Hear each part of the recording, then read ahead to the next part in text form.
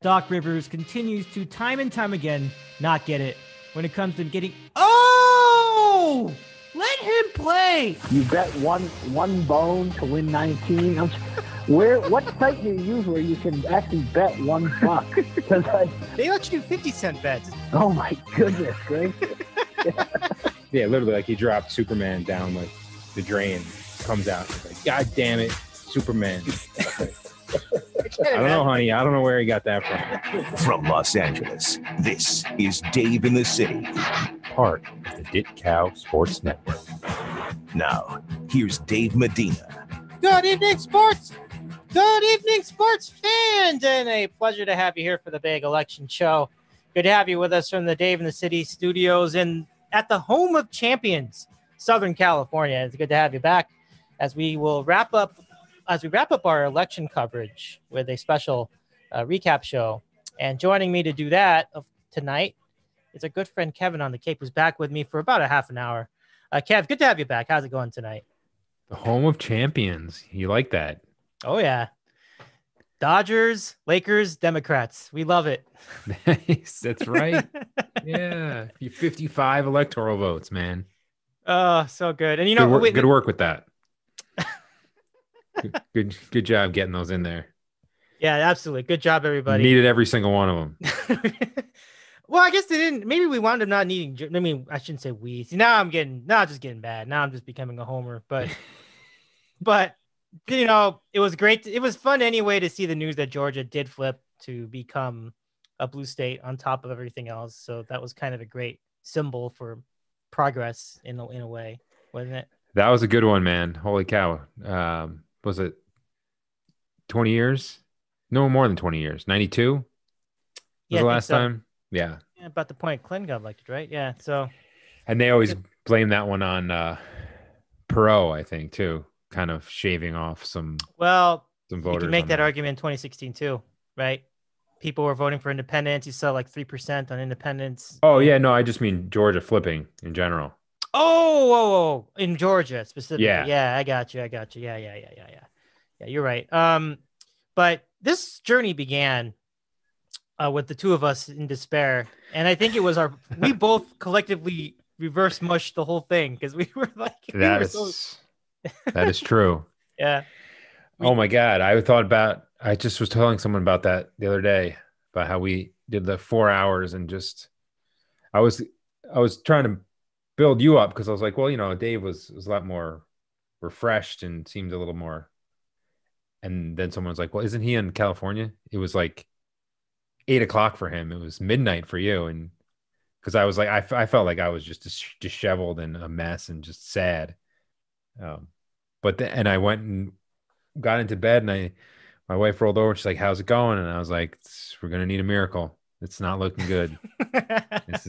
We called it a miracle at the time. That's right. We did. We thought it was. We really did. And it's just the bottom line is the two of us just did not have a feel for mail-in balloting. That's what. Right. We said it. I'm kind of. I was proud of our show, first of all, but also because it's hard to. Especially. I mean, you do this more, but I don't do this anymore for a living, like the news or anything. So.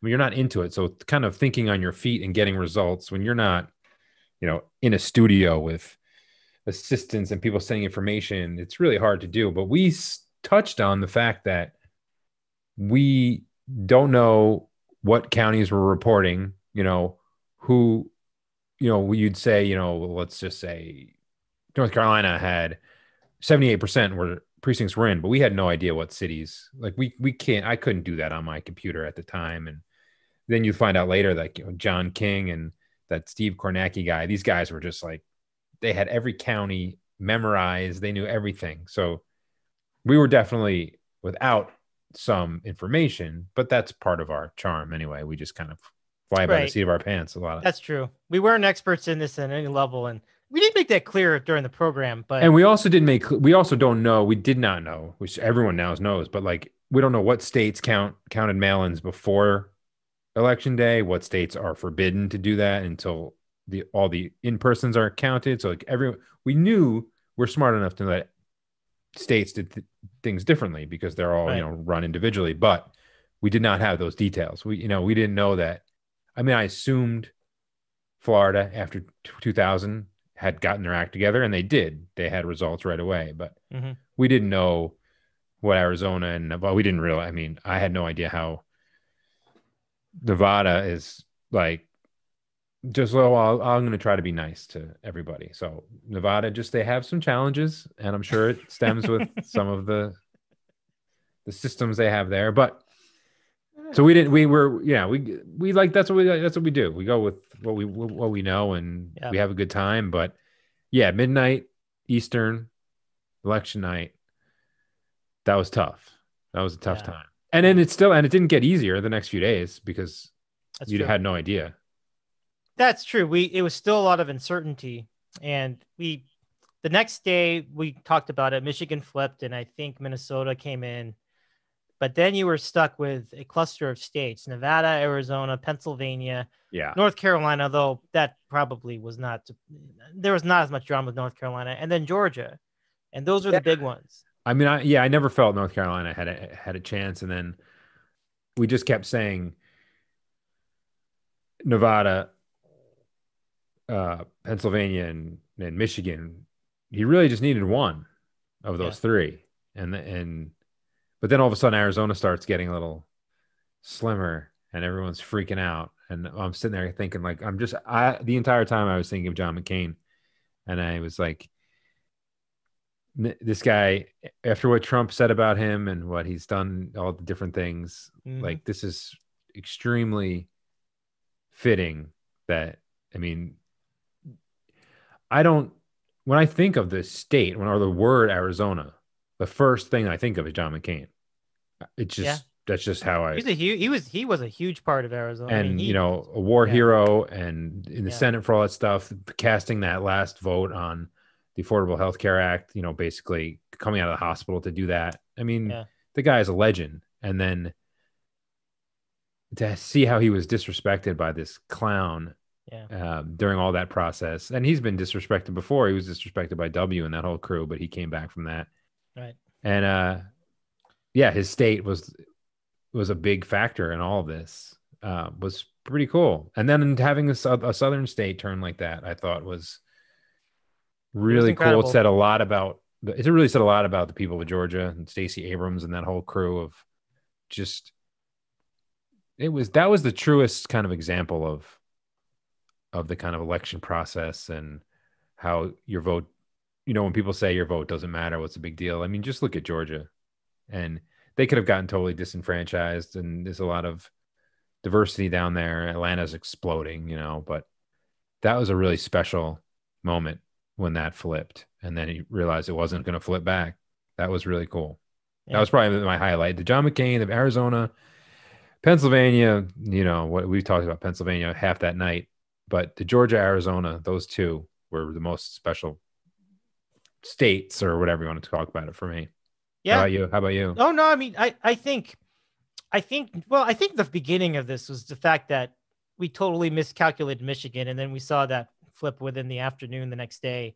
That already was like a big one, So knowing that was on the table, that suddenly put, not that Biden was behind at that point in terms of electoral votes, but it did put him really into the mix. So it was exciting. It was exciting, but excruciating, right? Yes. So from that point on, from that point until Saturday morning, it was excruciating. And I was on CNN for the whole week, which I rarely watch cable news, but I had them on every hour of the day, every day. And there would even be like football on. I just put the football on a little screen, and then or vice versa. Sometimes I put the CNN on a little screen, but it would be on all the time. Yeah. I was when I go driving with Cody or whatever, we're doing stuff. I've gone away from the sports talk now, and I listen to we have the Sirius, and I listen to the stand-up comedy channels. Yeah. Cause it's fun, and I like, it puts me in a good mood, but I found the election stuff those 3 days. It's just, and listening to attorney generals and the secretary of the elections, or the electoral people, it was a good education about certain states and how things run like that. Yep. And each time I listened, I got a little more confident, because I think it was the Wisconsin, maybe it's the Attorney General of Wisconsin, because that was Trump was like, we're having a recount immediately. And he came on and said, this isn't a big deal. This happens all the time. We're professionals. This is our job. Like, we're ready to do this. These elections are close. We take this thing very seriously. And so do all of the other people that he's in contact with. And he said something like, in Wisconsin, if you win by 2%, it's a landslide because everything is close in Wisconsin. Yep.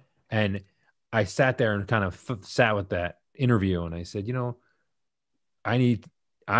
need whatever. I can only control me, but to have a little more faith in some of these people who go to work every day for a living, the people who are counting the ballots, the post office people who work their ass off. Like, these are professionals just like you and I who take pride in their work. These aren't a bunch of imposter clowns that some certain groups are making them out to be. These are patriotic Americans, just like anybody else. They want to do their job correctly, and they do it as the best they can. And there's a system, and look at that, man, the U.S. mail, and they tried to screw that for years.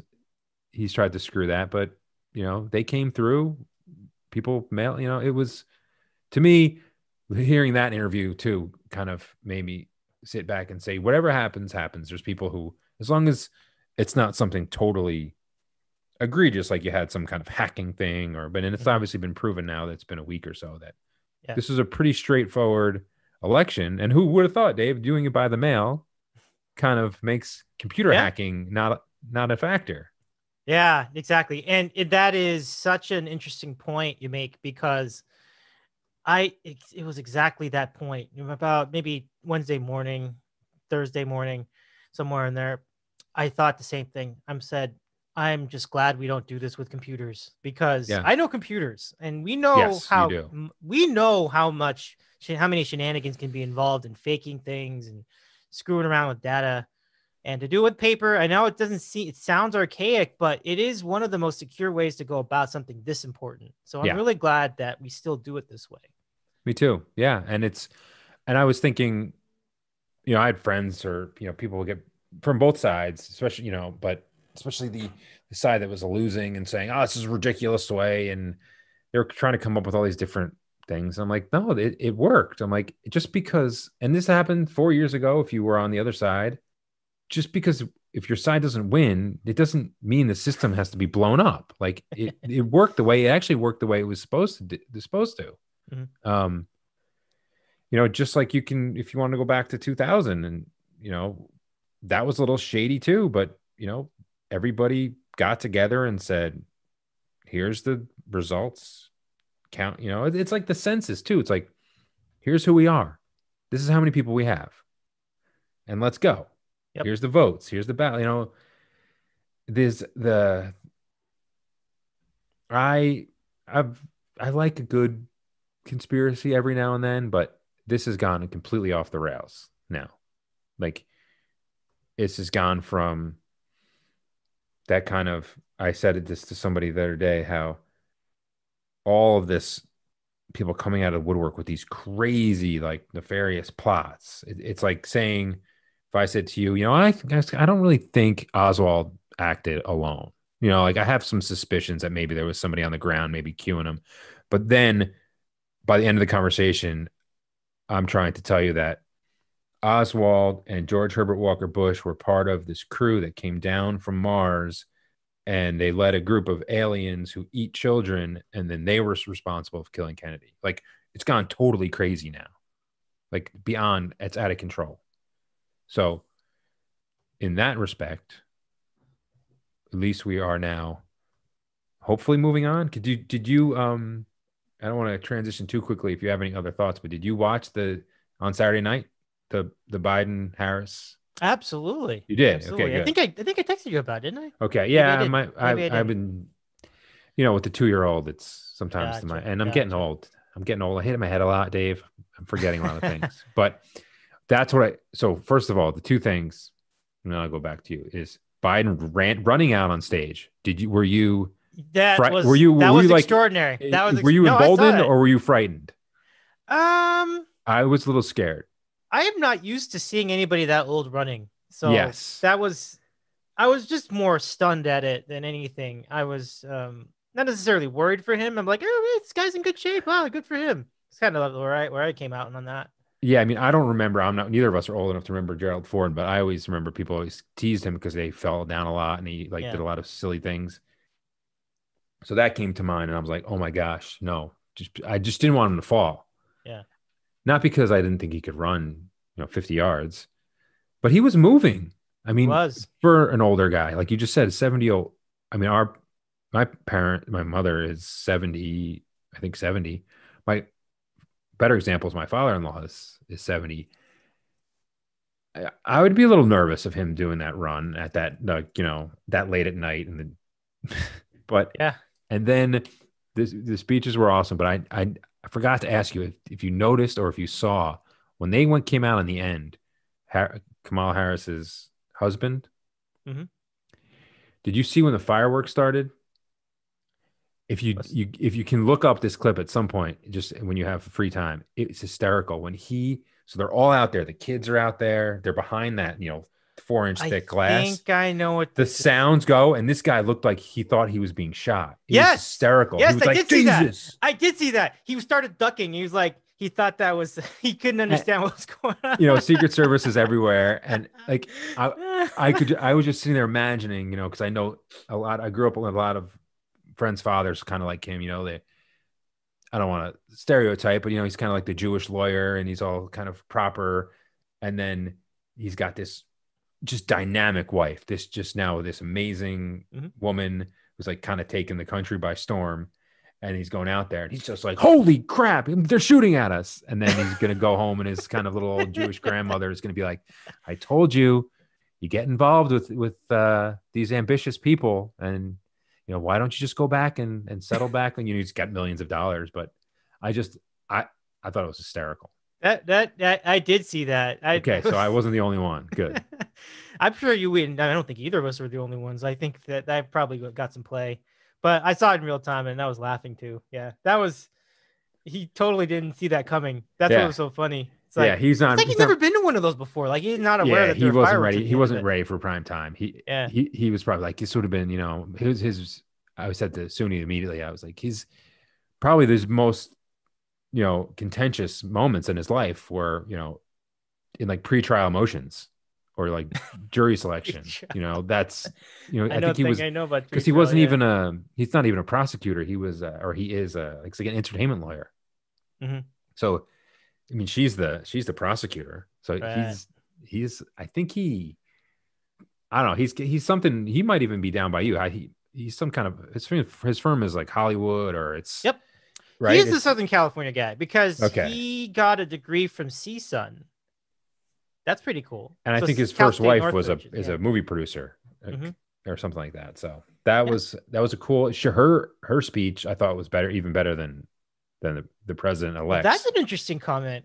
I think they both were very good. And so I'm not going to pick sides, but that's interesting that you felt that way. It might be because she's very new for me.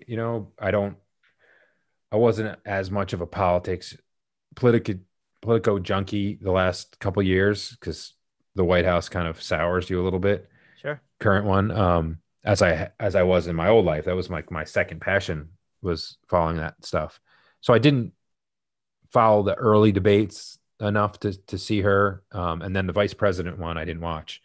Because I think I'm allergic to Mike Pence. Like, I think does it seem like Mike Pence is starting to turn though?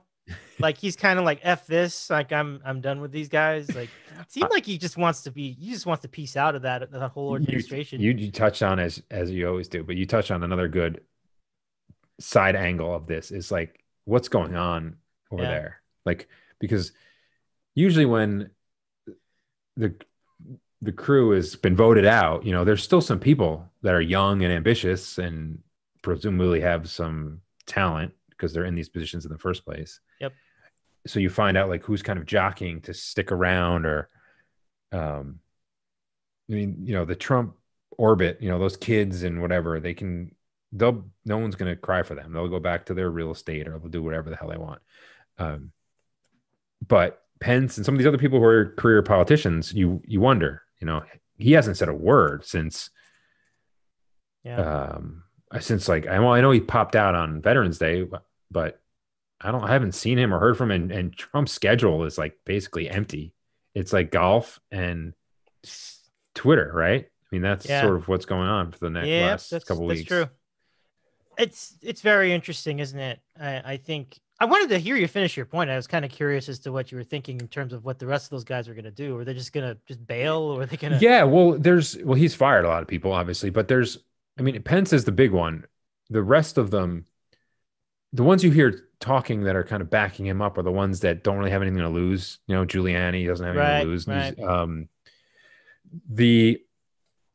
Even Lindsey Graham. I mean, Lindsey Graham, when you saw those numbers that he won by in his state, he was just like double guns to the world, like F you all. You guys put a candidate out, spent $100 million on this race, and I still smashed him. He wiped the floor with that guy. It was like 57. It wasn't even close. Mm-hmm. I mean, so he's involved and he can say whatever the hell he wants. So you see like Karl Rove and some of these other you haven't really seen.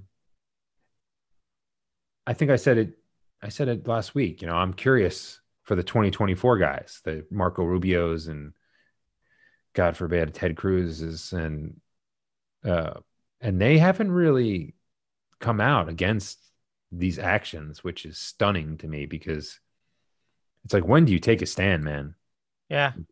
They were calling him out in the very beginning of the Republican stuff about how he was a liar and Donald does this and does that. I think they feel like he's still got a little bit of a lifeline for them. Like he can have his support, but I think they're going to find out. And I don't know anything about any of these guys, but just from my experience knowing the life of the Orange Man, it's going to be obvious that he's not going to give them a life preserver at all. I think when they start running for office, he's going to give them shit. He's not going to do anything for them. No, he may handpick some really kind of empty suits like he did with the guy, and most of the guys in Florida. I mean, those guys are a joke. That Matt Gaetz and the governor, they're just total lackeys. But some guys and women who have a resume before, Donald Trump is, it's not like he's the be all and end all of the Republican Party. That's what other people don't really, they get all worked up. Like Dick Cheney's daughter. I mean, these people have a resume that precedes Donald Trump. So it's that I don't see them or him, like what you just said was a really good point. I don't see him giving money or giving speeches on behalf of guys he belittled and put down, lying Ted Cruz, little Marco Rubio, all those little pet names for all these guys. And was it, Jeb Bush and I mean, it's pretty much everybody. I mean, yeah, I think the list of people that he hasn't insulted on some level is a lot smaller. It's probably easier for us to just make one of those lists. Yeah, he'll just find this total wingbat. It's like the Betsy DeVos and some of these other wild conspiracy nuts that I think it was a learning moment too. I'm sorry to cut into this, but just how stupid this guy really is.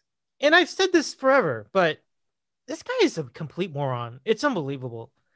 Do you buy into the idea that he literally had no plan for what would happen if he lost the election? I also, not only do I buy that plan, I also buy the plan that he had no idea what to do if he won the election in 2016. I feel like both are correct. Oh, you know what? That's actually right. I remember this narrative, and I agree with that. Yeah, I don't think he was ready for that. No, I don't. I think we talked about that last week. He was, his TV show was sort of done. It was popular. I never watched it. But I know enough that it was popular. It ran for like ever. Granted, it was the guy who did Survivor. So, I mean, he had some smart people running the show, but he was the star of the show. So you have to give him some kind of credit for knowing that. But then it was like, what am I going to do next? And I always thought it was, and he wouldn't be the first person who ran for president just to raise his profile for the next job or the next step. I mean, many people have done that. So I wouldn't even have put him down if that came out. I'm just doing this because I had $100 million to burn and I want to start my own TV network. I'd have been like, hey, fine, do whatever you want. It's a free country. But then when he started to say those crazy things and then go up in the polls, he was like, oh, I could just say whatever. I could literally say whatever I want. And who's going to care? Trust me, when he was putting down Ted Cruz and Mark Rubio, I was right there with him. I'm like, yeah, these guys are idiots. I mean, these guys are borderline psychopaths.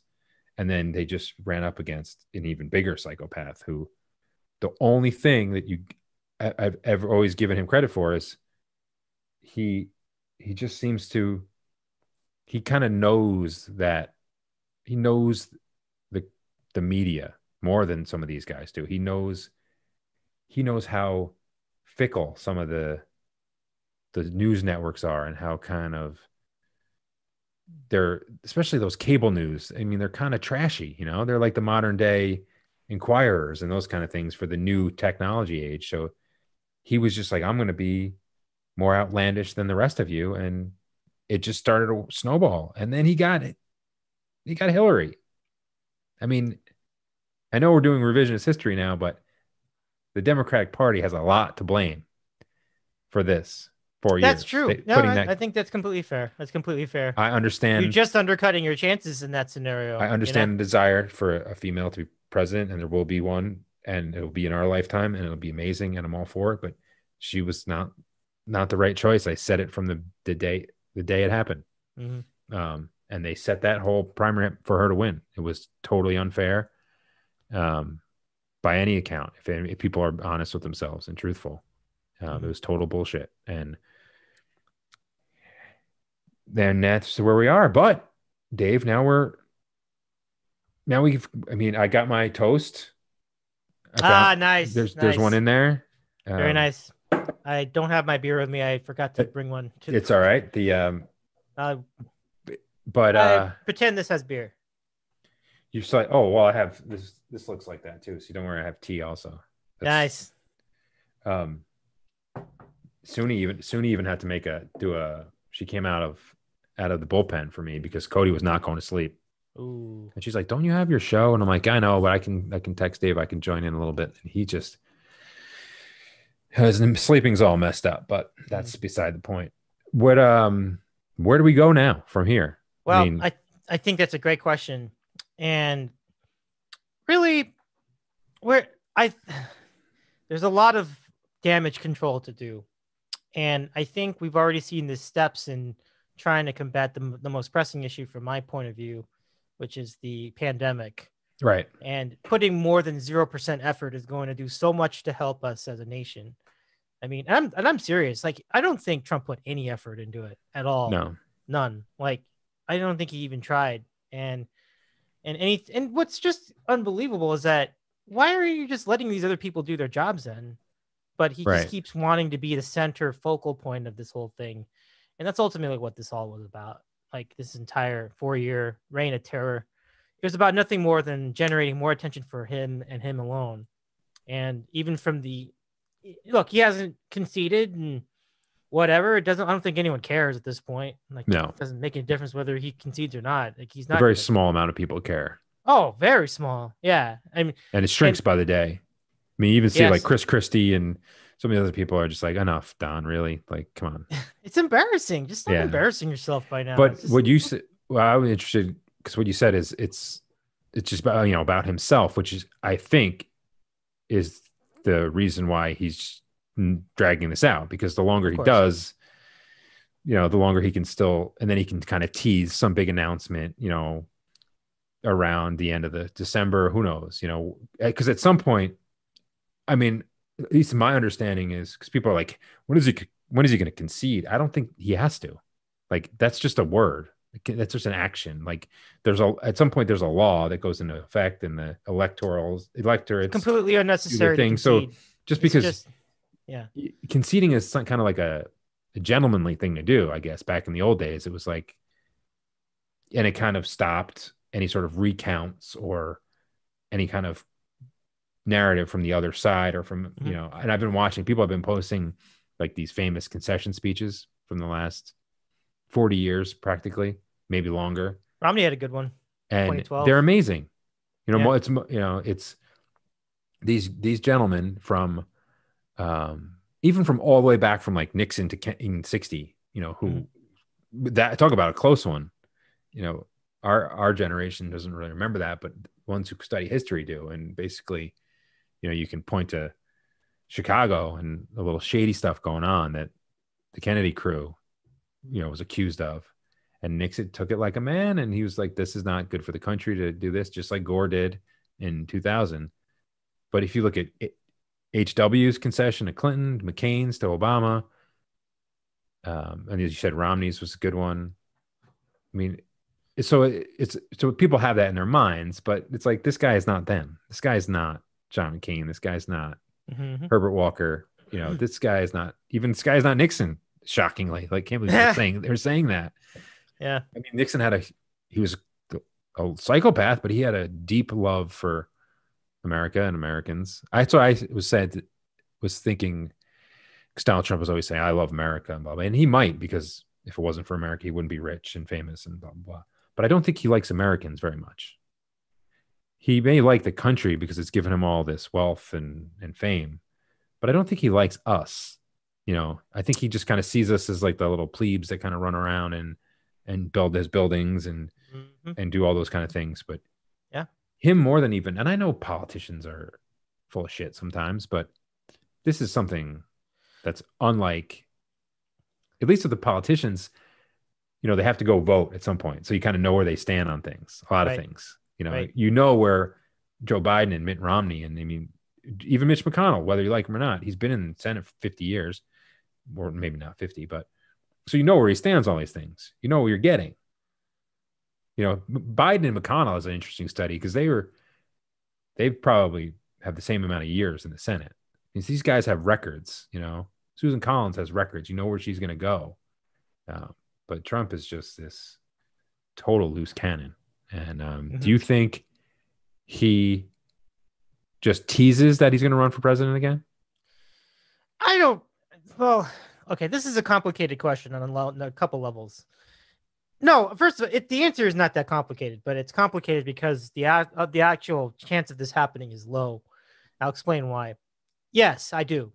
He's gonna tease a 2024. There are already rumblings about it the week of the election, so that's already in place. He's gonna try to run again in 2024, which would be almost unprecedented in a sense, because I don't remember it in my lifetime. I think it's happened, but once. When was it? Do you remember? Oh, the 1800s. Are you talking about someone like a president who served one term? Yeah, Grover Cleveland. You know what? It did happen. You're right. I just remember the name. It was like Grover Cleveland. It was Grover Cleveland. Yeah, I was going to say Grover, but okay. Yeah, he's the. I think that history buffs out there could correct me, but I believe Grover Cleveland is the 23rd and the 25th president.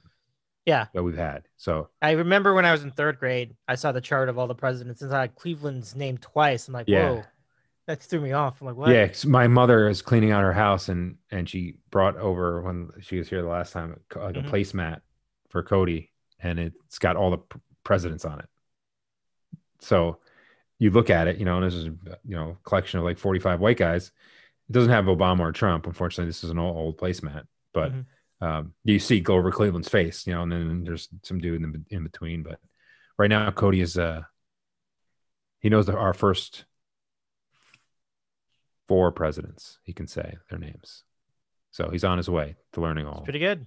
But yeah, by the time he gets to be older, he'll have a woman to say her name, I'm sure. Here's an unusual question. Why is Ben Franklin on a dollar bill, like any denomination? And the only reason they ask that question is because everybody else is a president. So it's kind of weird. Like, what does Ben Franklin have to do with any of this? Well, I mean, he was part Hamilton's, of the... Isn't Hamilton on the 10? Hamilton is on the 10. Okay, that's a good point. That is true. Now, Franklin, I don't know, but I think you can make an argument that he was probably as important as any of the other ones. And maybe that's because of the Constitution or the Declaration of Independence, right? Yeah, I mean, and it being kind of the statesman, and he is really, even to me, I don't know. I put him up in there or above a lot of the early founding fathers. He is really the founding father. I mean, if you think about it, you know, I know Jefferson wrote a lot of the stuff and John Adams did a lot of stuff, but I thought of this, I think the day after I heard of, you know, on Saturday, I was going to text you, but I forgot. And I remember there's a famous quote by Franklin who, right after like the Constitutional Convention, you know, this woman supposedly like ran up to him and was like, is this true? Like, are we really forming this, you know, unheard of democracy at the time and all these things that you guys are working on? Is this really true? Are we going to have this type of government? And he said to her, I'm going to paraphrase this because I'm old. He said something to the effect of, we're giving this to you, but whether it continues is up to you. Like, it's going to be up to you to keep it. You know, basically it's going to be up to you, the people. Like, we're going to set this up for you. And we'll find out years from now, if you're able to keep it, you will have the greatest democracy that the world has ever seen, but you've got to work to keep it. This was his point. And we've had to do some work in this last year. Like, I thought of him, you know, how many years later now, we had to work for this one. We had to work to kind of restore a little bit of sanity and democracy. And, you know, like people like Stacey Abrams in Georgia and people in Arizona and Mark Kelly. And a lot of people did a lot of work for those 75 million votes. Yep. You know, so it's a lot for a lot of people to be proud of. And we do have to give credit to the Orange Man for getting the 70 million. Hey, more power to him. He's good at marketing himself. You know, I'm not gonna take that away from him. Do you think, I was just thought of this when you were answering my last question was, because this to me makes some sense. I don't feel like I feel like the Republican Party would have to be like, no, we're not nominating you in 2024. But do you think he has enough around him to be a third party in 2024? No. That would be because it would be wild. Wild. It would be totally wild. That's not enough people. Like, I don't think people realize. I think you realize it, but I don't think a lot of other people realize how much of a fringe base he has. It's just that they're loud and they have flags and signs, and note that they have more Trump flags than American flags. Find that interesting. Beautiful. It's almost like champagne. Great. It's all frothing and everything. This bottle of I think cider you had there.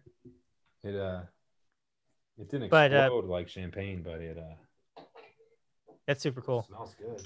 I do have a text from our friend Parcells Falling Out too that will add to this conversation. Oh, beautiful. Yeah, and he says it doesn't matter yet if Trump runs in 2024. His goal is to keep his base enraged while Biden is president. Well, so far he's keeping me enraged. I don't know about, man, I don't count myself as part of his base. Right. Or as enraged as I get. If the objective is attention, which it always is with him, that's ultimately what all this is about. They're challenging for a grand total of 200 votes. Who cares? Like, seriously, I was like, this is what all this lawsuit's about? Like 2,000 votes, like total between like 4 or 5 states. Like, you could do your Mad Dog voice. Nobody cares. Nobody cares. Like, just the whole idea is just for his little fan club to keep getting involved with him. But the reason why I said this isn't going to matter as far as 2024 is that the odds of him even surviving that long, and this is where it gets gnarly, but no, I'm serious. Like, the odds of him actually even making it to 2024 are not great. Like, I just think he's been through so much, and the presidency took a lot out of him, and he's just not a healthy guy. Like, he doesn't exercise, he doesn't eat right. And in that, I think Parcells has a point. It's not really, I guess we're just kind of, and gosh, I'm losing my brain. What's the word? Doesn't matter. Speculating that, but there can also be a lot of things coming out in the next couple of years. A lot of court things, the DA in New York is going to have something to say about this. Trump there may stuff, now that you mean like the tax stuff? The tax stuff will be a little more in the public eye. Maybe there's some campaign finance stuff. Maybe there's some people are more likely to talk now that he's not the president. So Right. maybe there's the people who are on the fence with him are going to be like, you know what? He is just even way more shadier than we thought. I'm going to support our party. You know, they want to keep that party line, but they're going to try to find somebody, you know, a little younger, a little less a liability, maybe, Sure. you know, 2024. Right. That's why I just floated the thought of, but of a third party. But I even think his wealth is taking a hit, so he probably couldn't pull off. He's not Ross Perot. I mean, Nope. he's not Paul Allen. He's not He's even not Mike Bloomberg at this point. he's not. Oh my God, Mike Bloomberg. He laughs at him. If Mike Bloomberg woke up with Donald Trump's bank account, he'd probably jump off a building. Yep. He'd be like, exactly. What? No. I mean, if the guy who just bought the Mets, I mean, Steve Cohen, yeah. he could. Yeah. So, yeah, Bloomberg is probably would be the closest thing to, because he just has so much money. But he's just such a douche. Oh, he absolutely. No, I mean, I was very, very relieved when he didn't make the ticket, because I'm like, there's no way. Like, I would just sit the whole election out at that point. I'm like, I don't want that. I want no part of that. So are you, have you been following any sort of or you texted me before about this, the chief of staff pick? You seemed like you were a little excited about that. Wait, what were we talking about? Oh, chief of staff. About Biden starting to turn over, you know. Basically, we idea that texted he's before doing work. Yeah, that right. he's working towards getting a staff together, bringing smarter people back to the White House. We talked over the weekend about how once it got settled, I think we said, like, now he needs to start acting like the president and doing these kind of things. So it sounds good. like so far so good, right? Yeah. Well, he's taking briefings on the virus. The current president's not doing anything like that. Yeah.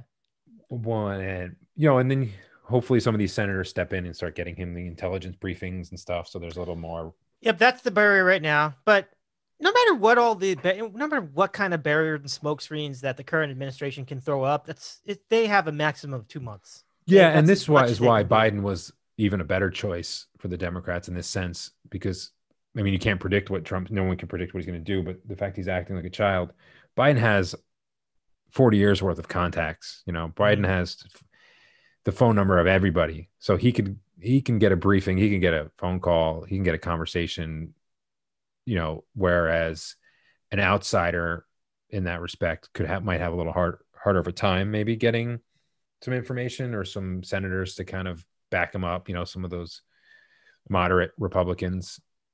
But some of them, especially in the defense kind of national security, when you bring that kind of stuff up. And today there was a bunch of articles about how the last time we had this protracted changing of the guard with Bush, getting Bush in place and taking over a month for the transition, kind of getting, you know, 9/11 happened. You know, people always kind of throwing that out, that, you know, any kind of gaps in intelligence puts people at risk. So yep. I think those kind of things, and Trump, I think, has put half of the Secret Service in hospice doing all these spreading events. So that's not a good thing. So like you said, there's about 8 weeks left, and there'll be a climb, certainly. But I think the way I interpret this, you saw this in the text I sent you before we did the show, but we're in a really bad place with the coronavirus. But to think that it would have gone any differently is not being realistic about it. Like, it just seemed obvious that we are going to hit a really tough patch. Yeah. Fauci warned everybody about this. The second spike, it's happened, and we're here. Yeah. And people just didn't want to listen. And it's like, well, you can not listen, but it's going to happen whether you listen to it or not. And here we are. So what I see is a scenario that, as really horrible as it is, it's completely predictable. But the important thing is, it is a huge difference between facing that and then having another continuation of this current administration, which is just absolutely useless in combating any kind of adversity, or having a new administration that's going to try something different. And I just think that simple fact is really giving me a little glimmer of hope. And I'm sure you too. Yeah. Absolutely. Just having, it's amazing that a once in a century pandemic was treated that way. You know, like if you, it didn't seem like they were, like you said before, it wasn't taken seriously. You know, where everyone was, when this thing was first happening, they were talking about the Spanish flu and all smallpox, like revisited and all this kind of stuff. And the current administration is like, it'll go away when it gets warm or whatever. It's like, what? No. And then you have these hospitals and these emergency rooms are getting overwhelmed. And now everybody was giving New York and Boston and Providence, whatever, all this crap in the beginning. And now these places in the Midwest and South Dakota and Montana and Texas, I mean, they're packed. Their ERs are packed. Mm-hmm. Healthcare workers are working with the coronavirus. Like they don't have enough. So they're knowingly putting, they have no choice. I can't remember what state it was, but one of the governors was like, he gave them permission to go to work after testing positive because they need their help. It's crazy. So having someone who will trust in the science and follow the science is extremely heartwarming. I mean, I've said this on your show and I've said this in other places. The non-science people, that whatever you want to call them, they're slowing us down. They're getting in our way. It's time for them to either just be quiet, sit on their own little train car, go at whatever speed they want to go. But we need to like kind of pull that pin, let them go away because the rest of the train is moving forward. And we need, it's just, they're weighing us down with all this nonsense. And whether it's the coronavirus or climate change, all these different aspects that need real grown-ups. I mean, these problems are real. They exist. Yeah. This isn't a game, the end of times. Like, no, that's just a ridiculous story from a ridiculous collection of stories that, I mean, so I'm sure some of them are curious. Maybe they want it to happen, because then their savior might come back. But that's going on another whole tangent. So sure, I'll stop that before I go too far. No problem. But I think that's a great way to close this up. There are challenges ahead, no doubt. But the fact that we have a team that we probably, at least you and I, can trust more in combating them says, you know what, we might make it through this somehow. Yeah, I think he's going to put a good team around him. I think that's kind of what he does. And Joe Biden, you and I don't think are under any illusions is, this brilliant, I mean, he may turn out to be a really impressive statesman. I don't know. He's not shown like that he's got that sort of in him, he's been, but he is this kind of across the aisle, either kind of uniter or communicator, and some of his stuff that he's done in his past, I don't agree with at all, but I feel like he has got enough, like just kind of enough combination of the street smarts and then the Capitol Hill, resume and background to at least put a really solid team around him. I'm going to be really interested. I'm always interested, even when it's the other party, who they bring in for the cabinet roles. And that stuff is always fascinating to me because so much goes into it. You don't want to, certain people you pull. Obama just kind of like, pillage the Senate for his picks. I think this one's going to be a little different. But it's going to be really, really interesting. Absolutely. I will lose my mind though if Hillary Clinton is appointed to any position. Well, I will. That's yeah.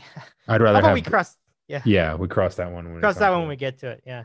Kev, this has been great. I'm glad that we got a chance to wrap this up with a bow. Yeah. And look, I think like I was saying, as tough, as rough as things are right now around us, this is a good moment. I think. And yes. Saturday was definitely a good moment. That was great. Yeah. Did you get any honking in your neighborhood? Did you have that too?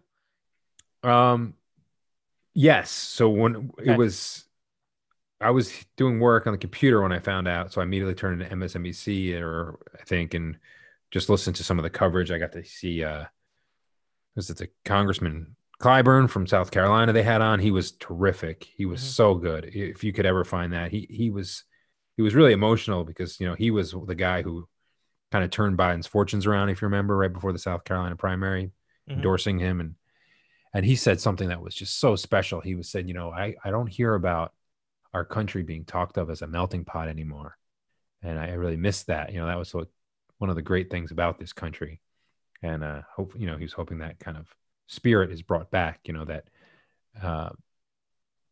because we had a president who immigrants were scared of, and if Muslims were afraid, that there was so much fear. So he was really, that was a special to see him on the show. And then I took Cody I just had to go food shopping, this is the normal life.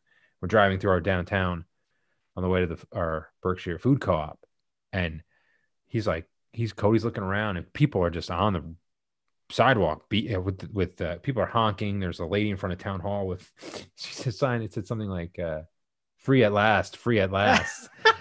and of course I only have a 2-year-old in the back, so he's the only person I could talk to. I don't have you on speed dial. And I was like, Cody, I don't know if we should be bringing Dr. King into this whole thing. This is a little different, but did you find that a bit of an overreaction? Yeah, and, a little bit. Huh? I'm like, I get it a little bit, but like you seeing some kind of white lady on the corner, free at last. And I was like, oh, I don't know if it's been that tough for you, but whatever. And then you go into the store, and it was the first time since the whole virus and the mask wearing and stuff where you could tell that people were smiling. You have the mask on, you don't know if people are, because I mean, I don't know how you are, but when I go out, I always look people in the eye and strangers, whatever, and smile.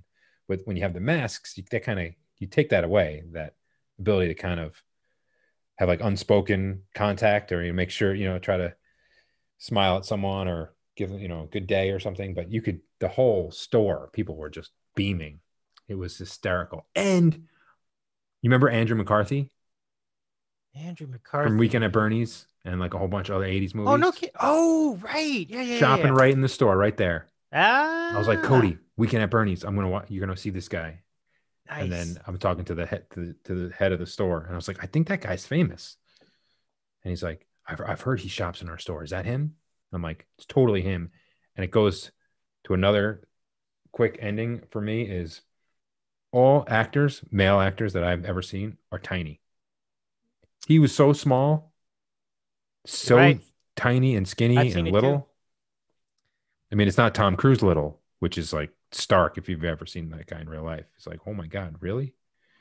And of course, it's not Danny DeVito or Pesci, but so that's it. Yeah, everyone was excited. I'm sure people were probably dancing in LA, right? Oh yeah. You saw the videos. we were going ham, I think, but you like it, but then you don't like it too much because then people are gathering all over the place, and it's like, yeah. But I didn't go anywhere. I stayed here in the apartment because I just wanted to make sure I didn't get infected or anything. But I was happy for everyone else. It's right, exactly. It's not the time to do that. Everyone still needs distance and stay safe because we've like I said, a lot of people did a lot of hard work. So trying to enjoy it a little bit and not, the holidays are coming up. This is not really the time to take risks. No. Because I feel like this is the peak now. There was some good news from some Pfizer and some other people. So I feel like this winter is going to be tough, Dave, but come the spring, hopefully that's when we see a little bit of action with this. I agree. And, time will reveal the answer. Let's hope things move along. I agree, and I feel good about it. But just will we see Dave in the city out reporting from the opening day at Chavez Ravine with the World Series banner and the World's championship rings? I know they want. Certainly I can be there, but will there be fans in the building? I don't know. You know what I mean? Yeah. I can be at it. I just can't go. I don't know if I can go in. Yeah. It's a tough one. April's going to be dicey. Yeah. In LA in particular, I just think that we have you have an even longer way to go than a lot of other places. San Francisco, New York are way ahead of us. So I know I don't get ahead of ourselves here, but next summer I'm thinking, because the weather will be, I don't know. Just I'm hoping people stay safe, and I know not as many people are dying of it now. More people, the infections are skyrocketing, but they're able to treat people a little better. But we obviously don't know the long-term effects in that respect. But people are still dying. Why would we even want to go? Why would we even want to find out? You know what I mean? Like, let's not go find out. Like, it's better to just be safe. Yeah, and it's hard. And I'm saying, and nobody's saying it's easy not being around like your friends and stuff. And but we get to do this kind of thing, which is cool. And we'll see what else we can come up with. Love it down the road. And guys, of those of you watching us tonight, we are talking about a new spinoff show. I think you should tease it. Yeah, I think I've been doing some background. It's got some legs. But yeah, we won't give it away right now, but teasing it is, I think, totally fine. And we don't know where it's going to come from. It could come from the Dave Network, the Gory Bypass Network, combination of both. Could be video. I'm hoping but I said it to, I actually said the idea to Suni at dinner, and she's like, her first thought was, she's like, well, doesn't Dave have a job? And I'm like, yeah. And she's like, doesn't Dave have like 3 other shows? And I'm like, yeah. And she's like, don't you have, she said, when would either of you have time for this? And I said, forgetting all that, just tell me if you think it's a good idea. And she goes, I think it's a great idea. And I was like, that's what I'm like, if you think it's a great idea, and Dave and I think it's a great idea, we'll make the time. I'm like, if I take the lead on it and I do the editing and I do the thing, and then Dave joins me, it's only 2 hour. Well, it's more like a 4 hour commitment on his part, and maybe 5 or 6 on mine per week. I'm like, I could find that somewhere. She's like, where are you going to find that? I'm like, just doubt us again. Like, come on, people. Like I think that would be. I was counted out. I think it would be great for your network, because it would grow your network. I've got this. I've got the sports show. I've got YouTube, and you can do all sorts of things with YouTube with it. And I would definitely endorse your putting it on your network. It'd be very interesting to be on the other end of a show. I've never been on the other end of a show like this before. Yeah, it's weird. I did find one that is similar after I did a little more research. But I listened to one of their episodes, and I'm not worried about it. It was cute, but we can do it. But yeah, we would. So yeah, it's in the works. Maybe let's do we could do like a call in a couple weeks or something. Okay. Not like recorded for the world. So like off there. Yeah. Like a meeting just to see flushed out. And then I've mentioned to 1 or 2 other people, like friends of mine and they're like, where do we sign up? How do my cousin responded, he goes, he's like, I can't find it. He's like, I looked for it on Apple Podcasts. I'm like, this is just an idea.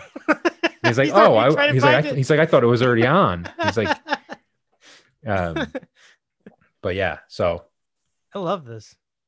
This is gonna be fun. And I was looking for a little, as I mentioned to you, I'll tease a little more. It is a sports angle, and which is missing from my life, I guess. Mm-hmm. Which is how I kind of present it to you. Like, the NBC sports and Major League Baseball is a long time ago. I don't see any live sports. I admitted to you guys last week, I didn't even know Mookie Betts signed a contract. So I was looking for a way to kind of get back in without, like, I can't do fantasy without having to do the day-to-day. Yeah, the fantasy stuff and all that stuff. It's too much. Absolutely. Maybe when Cody's older and he's interested in going to the games or watching, that might spur my second wave of it. But for me right now, like, I don't even know. I could name you like 5 Mets, maybe. It's just gotten to the point where there's so much stuff. Me just trying to keep my heart in shape is like such a, not in shape, but you know what I mean? Like, just, it's such an undertaking where for just the stuff I have to do in the morning, and then to get like to normal, to get to like the base, to get and to be able to do stuff, and is a lot. So being up all night watching games and doing box scores like I used to do back in the day and learning. And I mean, I used to know every college basketball team. I was like, when Joe Lunardi came out, I was like, I used to be that guy just in my own little note, like all that stuff, but I can't do it anymore. I don't have the numbers or even really the energy, but this is different. This is a good idea. I think its time has come and I'm going to keep working on it. 2021, we'll see. Cool. But it's going to happen. I'm wishing you the best of luck in the project. And once things are finalized, I would absolutely look forward to collaborating with you on it. Yeah. Yeah. I mean, you would be a huge part for your, not just your sports platform and your base, but like you're LA, you're the LA guy, and you grew up totally different from me. That's why I think what helps the show, the combination of us, two different sides of the country. And, but yeah, and I sort of have that journalist background, and you have this kind of passionate, not man on the street thing, but similar to that, where you like eyes are just wide open. You take in all these things and you appreciate all this stuff, and whether it's art or music and you're just this, and then you kind of filter it back out into a usable product on the air. When you walk around, I don't know you like walking down the street. We've only spent a few hours together, but I just imagine you like looking around and just taking everything in. Like you have that kind of personality. And then when you get in front of the microphone, then it kind of crystallizes and comes out, which is kind of what, when I could, if I write up like a co-host for my idea, their personality or the way they approach their art or that's what I would look for. That's what you want. You want someone who can watch a film. I'm not saying it's a film show, but maybe we're watching films. Maybe we're going to restaurants, and then they have taken their experiences, and then boom, they've got 30 minutes or 40 minutes or 5 minutes, and they got some good stuff. And the other thing, Suni mentioned this. She goes, "You're just like, you have the ability to make Dave laugh." And I was like, "Yeah, I know, because my humor is a little weird." I'm like, sometimes, and she's like, "And that makes good radio. If it's just like you're both not playing back off each other," because she doesn't listen to us anymore, but she used to. So got that endorsement, even though that's cool. So that's a great call. I mean, the fact that your support group is enthusiastic about this is a great sign. So stay with it. And yep. And and as you mentioned, I appreciate the kind words as far as, your evaluation of my style. I would say style. Yeah. That's a good word. Yep. Yeah. I think there's something to that. Yeah. I mean, I'm happy to present probably, I don't know what the word is. It's hard to really describe myself, but right. It's very hard for people to do that, except for maybe the word is honesty, but maybe the word is, I don't know. I don't really have a word for what that is, but I know what you're talking about, Yeah. So. Yeah, it is difficult to talk about yourself usually for most people. Mm-hmm. That is, but. Yeah. But it's your style. I mean, that's it, really. I mean, mm-hmm. When people can't sum it up like I just did, they would just be like, "That Dave Medina, I like his style." That's what I did that again. I did what I always do. I talked too long. I just spent 5 minutes saying something, and I could have just said, "I really like Dave's style. He'd be the perfect co-host for this idea." I could have said that, but yet I went on a tangent about you and walking down the street. But the tangents make the show, though. That's what all of our friends talk about. That's how. Yeah, I mean, if there wasn't tangents, there would be no such thing as random questions. And 7 years, 5 years of that show, and then years after. So that's true. That was what the tangents did make the show. It was like, yeah. I can't remember the first one, but I do remember somebody like Tommy being like, asking some innocuous question and texting me or emailing me or something and saying, "Thanks for answering my question. You didn't have to spend 9 minutes on it, though." That's Tommy, all right. And I was like, yeah. Got it. Good times. Well, enjoy your weekend, Kev. I know. Yeah, you too, man. Guys, we were saying, I'm sure it'll be nice, and keep doing what you do, and I'll do the same. That's right. You got it. Thanks. If I don't talk to you first, have a great Thanksgiving. Oh, that's right. Yeah, thank you. Coming up. I hope you do too.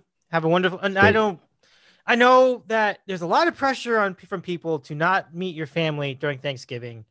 As far as whether I'm going to do that, I don't know. I don't have a feel for that. I feel like we can be responsible in a family setting, but yeah, we my Suni she's concerned with like our sisters and brothers who have kids in school. She feels like that's a little more riskier. Oh, sure, yeah. Than obviously than just inviting our parents over, who mask and distance and don't really see anybody. My mom and her partner are retired. They don't, and my mom consults, but she works from home. So right now it's going to sort of just be, which was the same thing we did for Cody's birthday party. It was just the grandparents, and it sucks, but, not seeing your nieces and nephews, but she knows, and she's very protective of me. And if I get this, not that you don't want anyone to get it, but with my heart, it wouldn't be pretty. So that's what we're going to probably do for Thanksgiving, is just having like her dad, my mom, and her mom and stepdad probably. But yeah, none of the people who are in school now, because it's just, I don't know. And I don't know, you hear different things, if people are out of school for 5 days or 10 days or 11 days, it's okay. So who knows? We might try again at Christmas, because there's a longer break, there's like 2 weeks. So maybe at the tail end, we could see some people then if everyone's feeling good. But we'll playing it safe for sure. Okay. Because because the new show is going to happen next year, and I'm going to be around for it because it's my freaking idea. I love it. We got to make that happen. Kev, thanks again. Enjoy your weekend, and however long we go the next few weeks before we see each other again. This has been fun. You got it, man. Thanks, buddy. Good to see you. You too. Later, brother. Later, fella. That's Kevin on The Cape. This is our show. Thank you so much for tuning in, everybody. This really was a good time. Thank you very much for the recap. Thank you for tuning in last time when we did the 4-hour show.